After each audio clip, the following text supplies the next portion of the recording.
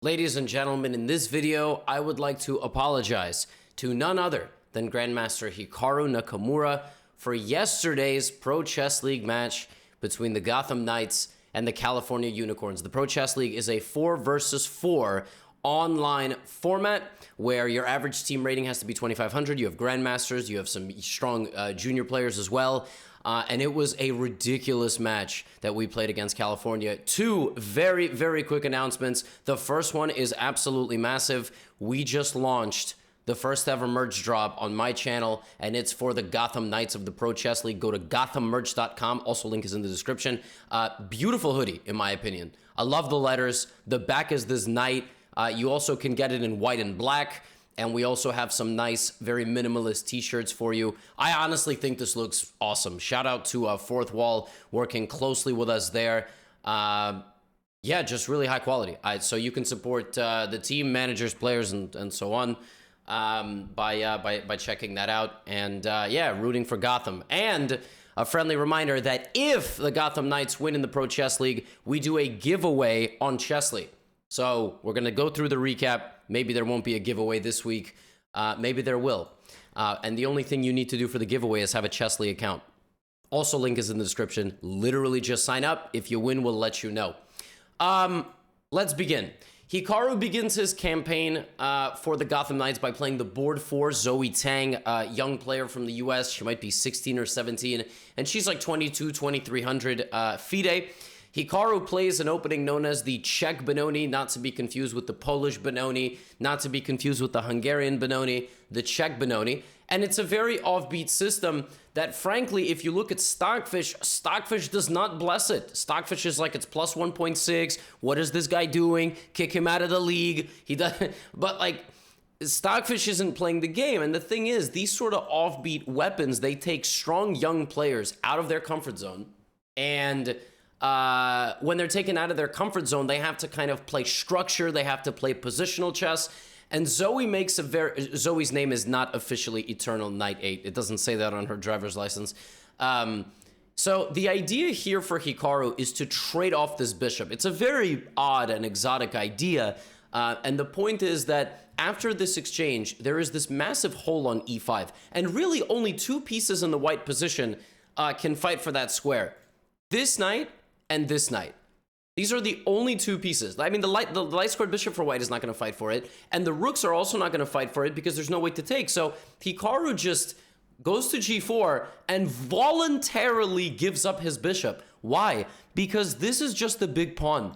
That bishop is not scaring anybody. In fact, that bishop literally looks like a pawn just standing in that chain.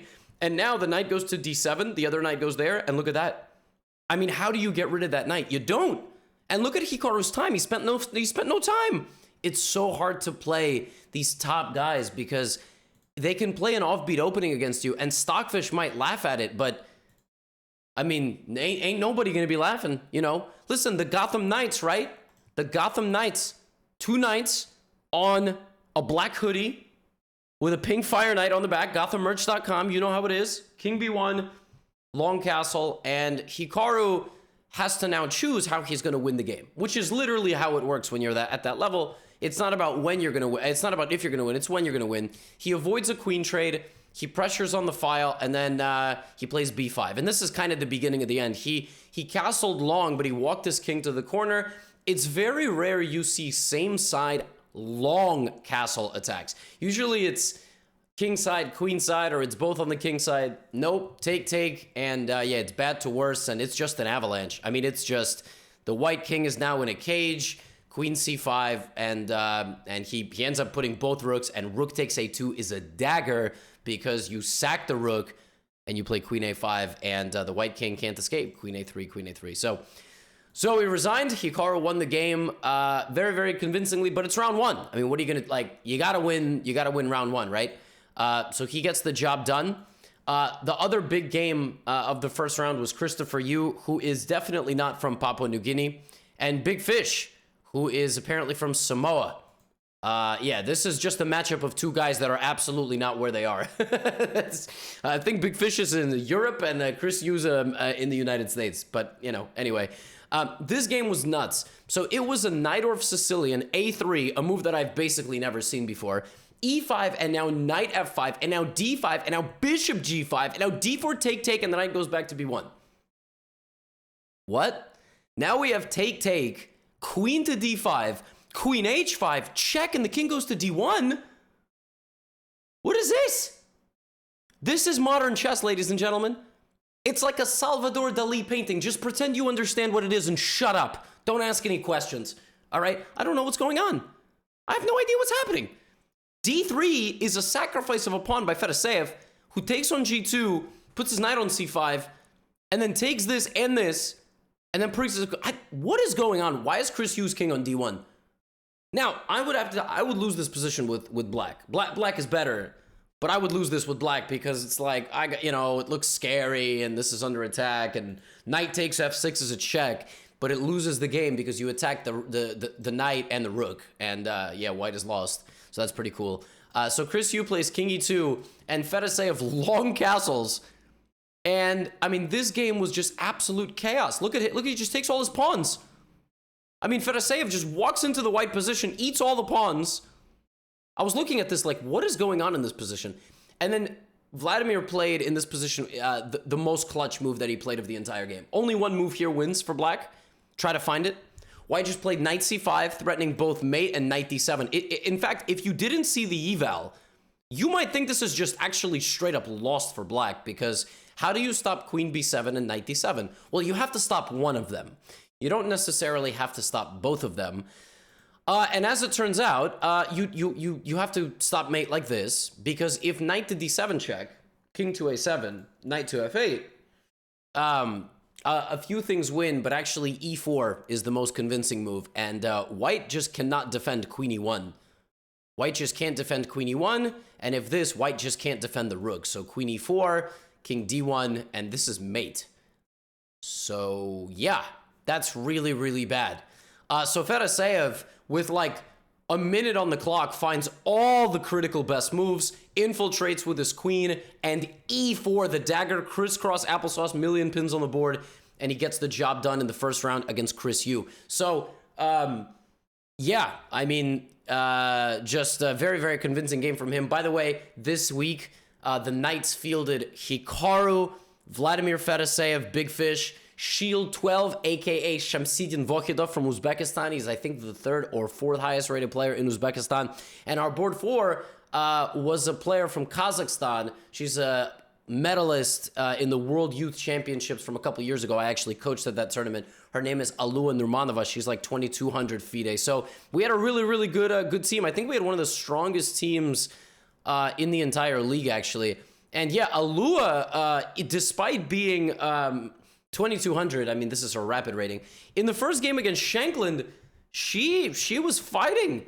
I mean, she attacked Sam from the get-go. She's a very aggressive player. So I was really, really confident in her ability. Like, in this position, she just had to not respect the high-rated, player and just play f5. She had an excellent position early.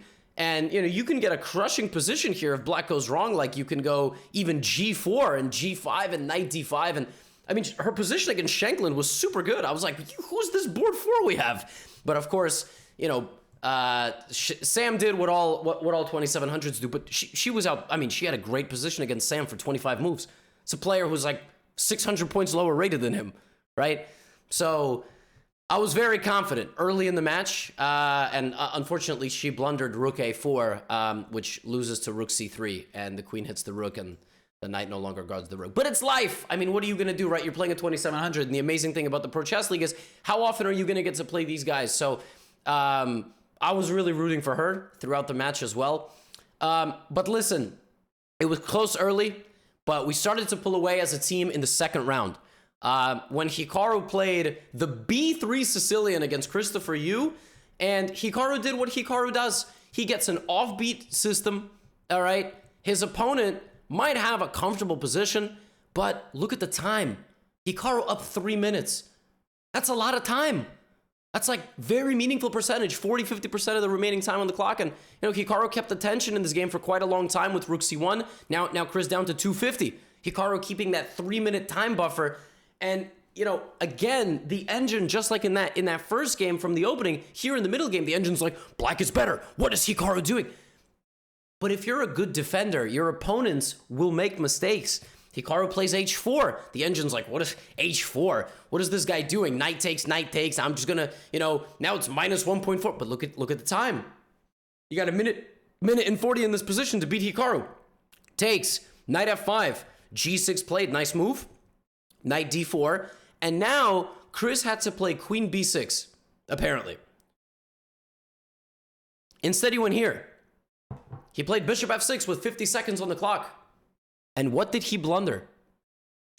He blundered knight takes knight.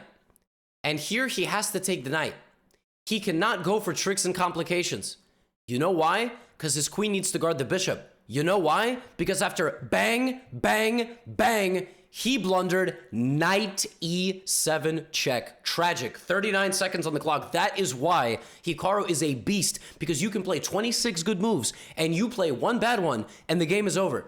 He wins the exchange and now he just has to convert, brings the rooks and just starts hunting Chris's pawns. Rook b6, rook b5, king goes out, blocks the check, rook d7 infiltrates, this falls, that falls, and Hikaru wins this game with a 2-minute time advantage to Chris's 2 seconds and a losing position. I mean, Hikaru was just making a mockery out of the Stockfish evaluations the entire match. He's 2 for 2. The biggest win by far for us, I would argue, maybe the second biggest win, but at the time, the biggest win in the entire match came in this round as well.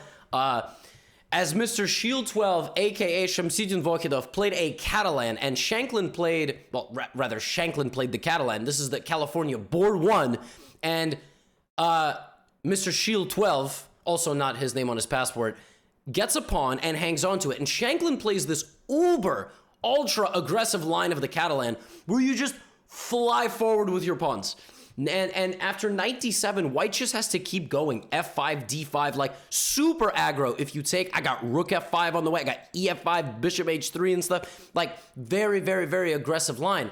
But Sam did all of this. And then he started going back. And Shield lashed out with f5 to try to clarify the structure. And Sam tried to bulldoze. But the problem is, now Shield has good support in the center. And he finds a gorgeous and one of the most brilliant ideas I have ever seen. Shield is already up 1 pawn, which means he is now up 2 pawns. Which means that when Sam goes here, attacking the knight, trying to get it to move, so he can take on d5 and crash into the position, Shield says, come take my knight. c6. Oh my God. Have you ever seen a brick wall of pawns like that? And I got news for you. Brick doesn't move very well. But Shield 12 does. Because that armada, that spaceship of pawns, begins moving immediately. Look at it marching forward. And Shield 12 gets the bishop, and then ends up getting the rook as well, and is up material. c5 strips the white position of all of its defenders. Bishop d4, and the king is marooned on the edge of the board, unable to return home. Rook f6 on the way. You can take my rook, but rook h6 is mate in 1. And Sam Shanklin resigned as Shield 12 delivered a haymaker to the California Unicorns lineup. I mean, this was a ridiculous game. He grabbed the pawn early, as one does in the Catalan, and white has options to win it back, all right? But Sam played a g3 Nimso Catalan style and just hesitated. And look at that idea. What an idea. From Shield 12, sacrificing a piece, and we went up. We were up big. It was a great, great start for us. Meanwhile, Hikaru was cooking. And again, Hikaru's playing the board too. Now he's playing Ray Robson. He's playing a6. I thought the idea of a6 might have been to play b5. b5, little gambit action over here. cb5, d5. I mean, I could see Hikaru playing this on Title Tuesday. B takes a6, d4, something crazy like this. But Hikaru just went for a King's Indian. Now, folks, here's the thing about King's Indians. Engines hate them. But in particular, Ray Robson was playing, in my opinion, it looked like a pretty good game of chess. Like b5, he was doing a lot of logical stuff, and he was making Hikaru defend a very, very, very unpleasant position. Make no mistake. Hikaru, I know Hikaru's doing recaps now, and in his, recap, he might say he thought the position, he could still manage. Let me tell you something right now. 99 out of 100 grandmasters lose this game with black. The one remaining is Hikaru. He does not lose this game with black. At least he will not lose easily. Notice that once again, he is up 3 minutes on the clock. Why is this position so bad? Because black literally has 0 moves. Literally. Has no moves. There is one idea in this position for black that just doesn't lose immediately. Can you find it? I found it during the live commentary. I was actually very impressed with myself. The point is that this knight can't come back to the game. If black ever plays d5, white will just go here and win on d5. If you go here, I play f5. So you just can't do anything. The idea is to move the knight, put the bishop here, maybe even sacrifice the pawn to put the knight on c5.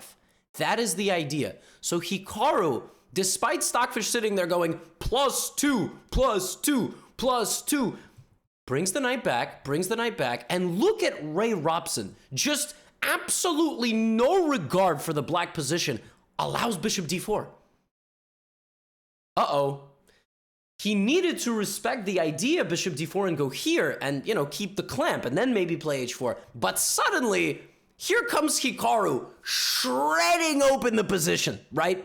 Pawn takes, rook f4, knight e2, and here Hikaru had to find rook f3, knight e5, hitting a lot of different stuff here. I actually thought he was going to find this, but I guess it's not so clear.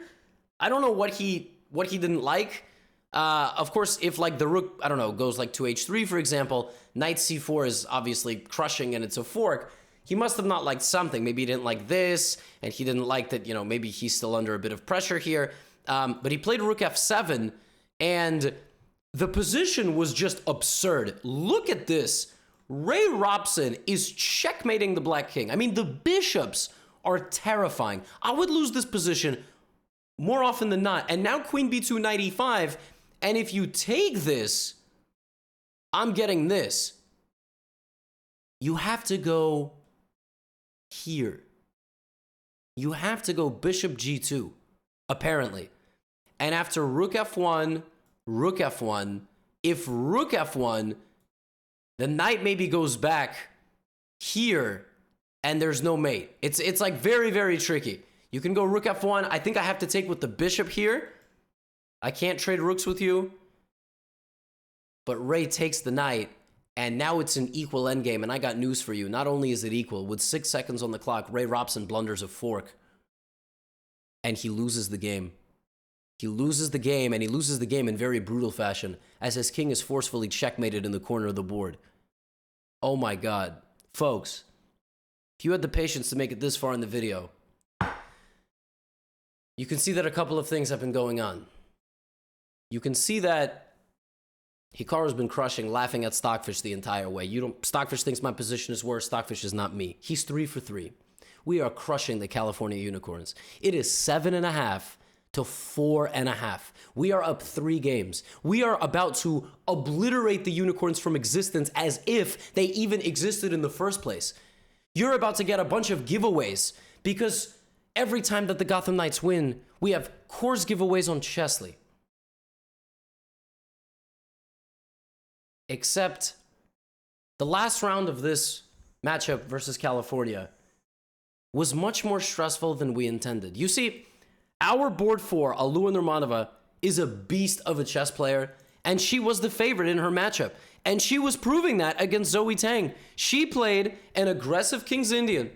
In fact, she played a line that is so alpha, you literally put your rook on f4 and sacrifice it. She gave up her rook voluntarily to open up the dark squared bishop and get a massive bind on the position. White lost the right to castle. Black was swarming the position with knight to b2, up 3 minutes on the clock. Completely winning. All we need is 1 point. 8.5 is the magic number. 7.5 to 4.5. She is dominating. White is down to a minute. Knight e4. Queen f3. Bishop goes back to g7. But wait a minute. Suddenly, What? Whoa, whoa, whoa, whoa. Alua, instead of bishop back to g7, she had to play bishop f5. The point is you cannot take the bishop because knight g5 hits this and this. It's it's a little tricky here. I mean, like, it's, instead of that, suddenly, wait a minute, we're worse. We're worse, but okay, white only has 30 seconds, so obviously Alua is gonna hold. Wait a minute, whoa, whoa, oh no, oh, it's going from bad to worse. Oh no, now it's like probably completely lost. But there's still some tricks. Okay, we got the, uh-oh, white's gonna get those pawns. Oh no, oh, white got the pawns, and white has more time. And in an absolutely unbelievable turn of events, Alua, after being winning, loses this game. She loses this game as white comes forward. Now the pawn is unstoppable, and black resigns. Oh God, oh dear God, oh no, oh no. Well, what's gonna happen? What's gonna happen in Chris's game, right? Chris versus Shield. It's the matchup of board threes. It's an open Spanish. Here we go. All right, life is looking good. Pretty solid position. Chris is, gonna try to slowly but surely march forward, kind of attack the black pawn structure. We got queens, rooks, and knights. And suddenly Chris breaks into the black position and e6, g4. And, the king is gonna, whoa, why is the king out there? Now, it's still equal, but it's anything but easy. Queen d6, knight g7. Uh-oh, and if you take rook e7, but if you don't take, the knight comes back. Oh, no. Oh, Chris is infiltrating with his queen and his rooks. Rook d5, and he's just winning all the pawns, and he's hunting the black king. And in an unbelievable turn of events, we have now lost on 2 boards. And meanwhile, Big Fish and Spicy Caterpillar, aka Vladimir Fedoseev, and Spicy Caterpillar are going at it. They play an offbeat Najdorf line. All right. Now, obviously, Fedoseev knows he doesn't need to take any risk. All right. He can just kind of keep it chill. It's a very, very stable position. All right. Knight d5, but suddenly he goes bishop h6. Oh my God, he's sacrificing his bishop. What? Queen c4, queen e4. Fedoseev's just all in, but rook c2. Counterattack from Ray Robson, despite only having 20 seconds on the clock. He's up a queen. And queen c6. That's not mate, because rook g8, and Ray Robson wins the game with 4 seconds on the clock. The point is that the rook moves anywhere and the white king is under attack. Queen all the way back to a8, the satellite queen. You got this, and rook g3 check, and that is game over because the queen is coming in. Oh my goodness. The rook can be taken 3 different ways, but it can't be taken at all because it's check from the opposite end of the board. We just lost three boards in the last round after absolutely dominating. So who do we look to? We look to the big man. Big man, board 1, last round, perfect score. Plays a slightly offbeat line in the Sicilian defense. D3, very close position against Sam Shanklin. And knight h4 grabs that bishop. Opposite side castling. Sam's going for it. Sam knows he has to play for a win. There were a couple moments here Hikaru could have taken on c6, it looked like, but Hikaru went for a locked position, and he kind of went, look, Sam, you got to beat me. You got to beat me. You got to take risk. Sam plays g5 because he knows that California's down. He doesn't, right? Bishop f4, knight e4, knight d6, and Hikaru's got the bishops versus the knights. It's a very tense position. Sam is up a pawn, but Hikaru's got g6 and rook c1 and rook e1 and queen e5, and Sam makes a mistake. Knight d5 looks like he's going for the bishop, and normally when you have the 2 bishops, you don't want to trade them, you don't want to give them away. Hikaru finds take, queen e5, attacking this, and I got news for you. This falls apart. These pawns are gonna go, and that is exactly what happens. Queen g7, queen f7, and Hikaru just bishop d6, hits this, hits that, defends that. We have take, and now white is just completely winning. He's completely winning because there is nothing you can do to stop my pawn from coming forward. Absolutely nothing. Rook f1, give this up. Rook f8, surgical precision. Now there are no checks because the queen covers the diagonal. Black plays a6. But the pawn is marching. Check, check, check. So, apologies, I thought he repeated one more time with queen f8. Now he gave the check. He gave the check. He took on d4. And Sam Shanklin just resigned the game here because after this, he's just down 2 pawns. 2 clean pawns, and the game is over. And we won the match 8.5, 7.5.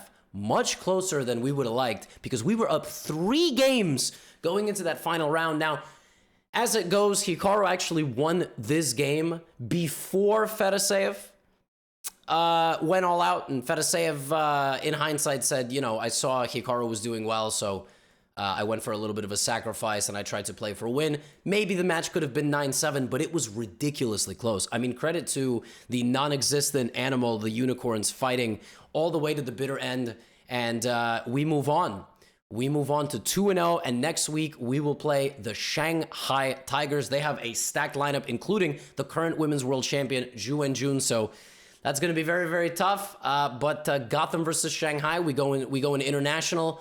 And speaking of international, international shipping is available on this merch. Seriously, check this stuff out. We're not doing any giveaways with this because I don't control the inventory.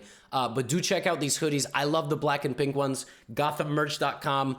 And a friendly reminder that when we win in Pro Chess League, as long as you have a Chessly account, literally go to any course, hit this button, get free chapter, check out a free sample of any course. It'll automatically sign you up with an account, and we will draw the winners in 24 hours after this video. If you get notified via email that you won, then you won. And if you didn't, well, you can check out all the free samples. I mean, so...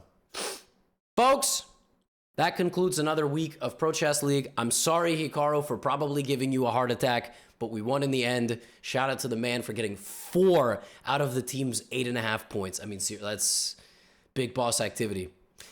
Anyway, enjoy your weekend. Get out of here.